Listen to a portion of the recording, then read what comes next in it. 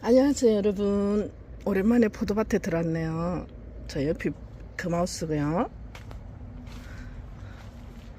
옆에 하우스 100평이 금하우스예요.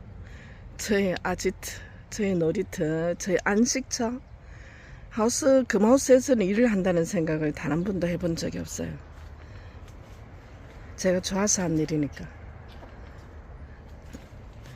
포도밭은 원래는 제가 거의 못 들어왔어요. 사실은 알다시피 뭐 집을 나가면 그날 못 들어오는 경우도 있었고, 강행군이었기 때문에 이제 애기 아빠 혼자 했죠. 아유, 많이 고생했을 겁니다. 이제 포도가 연거는데요, 그래도 일이 많아요 여러분. 봉지를 씌우고 이제 포도가 엿속에서 크거든요. 막 커요. 그러면 한 보통 이제 농사 방법에 따라서 다 다르죠. 추석 전에 출하하냐, 추석 지나고 출하하냐에 따라서 가격이 완전 달라져요. 아무래도 추석 전에는 선물 세트가 많이 나가니까, 또 이제 명절에 자식들 오고 가족들 모이고 하니까 이제 과일을 좀 먹을 과일을 사는데, 샤인머스켓이 그때 추석 전에 많이 나갑니다. 그래서 되도록이면 추석 전에 출하하려고 해요, 농부들은. 근데 그러려면 많이 달면 안 돼요. 왜냐면 그 뿌리에서 물과 양분이 올라가서 한계가 있기 때문에 애들한테 공급하는, 또 얘들도 크고 그러니까 포도송이를 많이 달면 안 되고, 포도송이가 또 커도 안 돼요. 알라리가 크는데 저들끼리 또 싸워요. 쏙쏙쏙쏙 쏙가주고, 또 알을 많이 안에서 키우는 거죠. 당분 때문에 그래요. 키우는 속도도 그렇지만 무엇보다도 당분 때문에 알을 많이 안 달고 크게 안 하고, 이런 걸 먹으려고 이래 놨는가 봐, 애기 아빠가. 좀 상품 가치는 없지만 여러분 압니까? 이게 이런 아이가 제일 맛있다는 거. 왜 조금 어디가 어설프네, 그리고 왜 크고 작고 하는 애들이, 뻥뻥 비은 애들이 사실은 당도는 최고예요. 그래서 이런 용도로 냅두는 거는 집에 먹으려고, 또 지인들 주려고. 포도는 봉지 씌우고 나서도 할 일이 태산이에요. 사실은 이렇게 곁가지 있는 순을 다 따줘야 되고, 이걸 한다고 작년에 포도밭에서 살았었거든요. 유튜브를 쉬고 한 4개월 쉬었나? 맞다.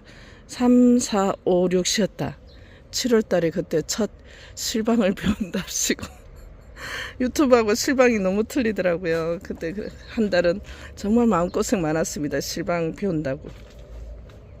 4개월 동안 한 3월달부터 유튜브를 그냥 잠정 중단을 하고 포도밭에서 이렇게 살았었죠. 근데 너무 행복했습니다, 사실은.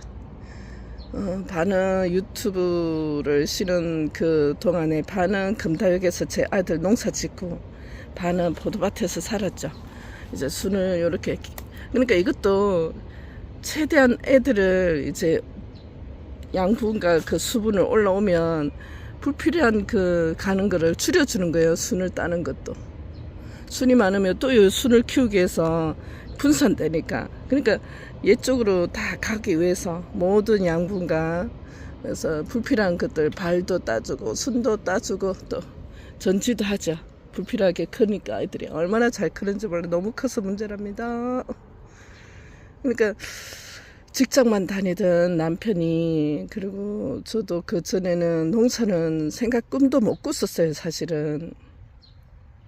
예, 부모님이 농사를 지었지만 내가 농사를 지을 거라고는 상상도 못 했었는데, 그렇게 되더라고요, 나이 드니까. 이제 사람을 상대하는 거, 그리고 늘 그 촉박한 업무 긴장감 속에서 사는 게 싫었나 봐요. 그래서 모든 걸 다 적고, 그냥 김천이니까, 김천은 샤인머스켓이 거의 밭에 가면 논을 찾아볼 수 없으니까요. 뭐 복숭도 있고 자두도 있고 하지만 그래도 대부분이 샤인머스켓 포도 농사를 짓습니다. 그래서 당연히 그쪽으로 저도 시선을 돌릴 수밖에 없었죠. 그래서 땅을 사고 포도 농사 지으려고 했는데, 어느 날 갑자기 와이프가 나 포도농사 안 지어 가는 거예요. 얼마나 놀랬겠습니까? 자기는 직장을 나가야 되는데 와이프 믿고 시작했는데 퇴직후를 생각하면서 일찍 준비한 거죠. 애기 아빠는 57이니까 몇 년 남았노? 8, 9, 10, 11, 한 4년 남았나요? 퇴직이. 그 전에 준비했으니까 한 벌써 5년 전부터 준비한 거죠. 퇴직 후를. 동료들 보니까 또 선배들 보니까 다 포도농사를 짓고 있으니까 자기도 또 자기 부모도 뭐 포도농사, 시댁도 포도농사, 친정도 포도농사를 지었어요. 당연히 그쪽으로 시선을 돌릴 수밖에 없습니다. 그래서 땅을 사서 묘목을 심어놨는데 어느 날 갑자기 안 나타나는 거예요. 포도밭에. 와이프가 아침에 새벽에 나가면 저녁에 들어올 생각도 안 하고 어디를 그래 돌아다니는지. 네, 그때는 금다육 하우스에서 살았죠. 그러고 나서 한 3개월 만에 결정했습니다. 내 하우스가 있어야지 되는구나 라고. 그때는 저도 키핑을 조금 하고 그때는 사진 찍어서 아이를 판매하고 그에 대한 일부 이제 대가를 받아서 이제 돈을 벌었었죠. 근데 판매를 해보니까 알겠더라고요. 농사가 답이다. 판매를 해보니까. 그리고 나이 들어서 이만한 일이 없다 그 생각이 들더라고요. 포도농사는 사실은 힘들어요. 대형하우스는 그나마 환경이 괜찮죠. 위에 다 가리니까 대형하우스는. 근데 이제 반하우스라 그래요. 여러분 여기 뚫린 거 뚫렸으면 비가 줄줄줄줄 내려오죠. 이쪽으로. 그러면 그 날씨에 민감하죠. 덥거나 아니면 비 장마 그 물이 오면 여기 할 것 같지만 어쨌든 이 섭으로 인해서 얘들이 수분을 먹으니까 그러면 햇볕이 줄어들죠. 장마철에는. 그러면 포도가 덜 익고 덜 맛있어요. 그래서 날씨에 민감하고 또 어떨 때는 또 겨울에는 노출되잖아요. 추위에 얘들이 얼지는 않는데 그래도. 그래서 반하우스는 조금 힘들어요. 근무 환경도 힘들고 사실은 덥잖아요. 춥고. 그래서 어쩔 수 없이 400평이기 때문에 반하우스를 지었거든요. 대형하우스를 뭐 400평 짓는 거는 경제적인 면에서는 마이너스가 좀 되기 때문에. 그래서 여러분 아유 상추했는 거 다 죽어붙다. 먹을 시간도 없었고 그냥 애기 아빠가 제 주제를 쳤네. 갈아먹으려고 했더만 다 죽었네 애기들이.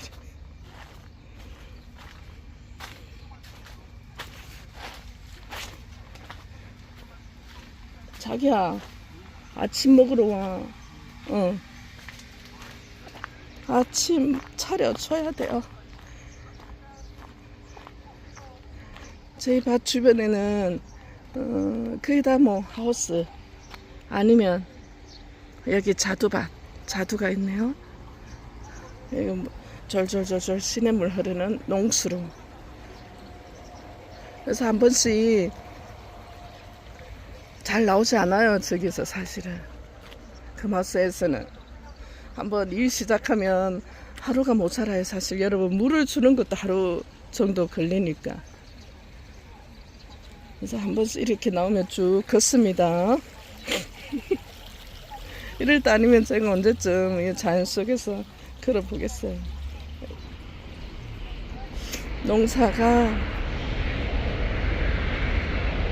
자 KTX 지나가고 나이 들어서 하기는 최고의 직업인 것 같아요. 제가 아직 언니 오빠야들보다는 나이가 좀 어리지만 워낙 사람과 관련된 일을 오랫동안 하다 보니까 매일 새로운 사람과 얘기를 하는 일을 하다 보니까 또 초긴장 상태에 업무를 조금이라도 실수를 하면 안 되는 일을 하다 보니까 빨리 이제 이런 쪽으로 눈을 돌린 것 같습니다. 저는 너무 마음도 편하고요.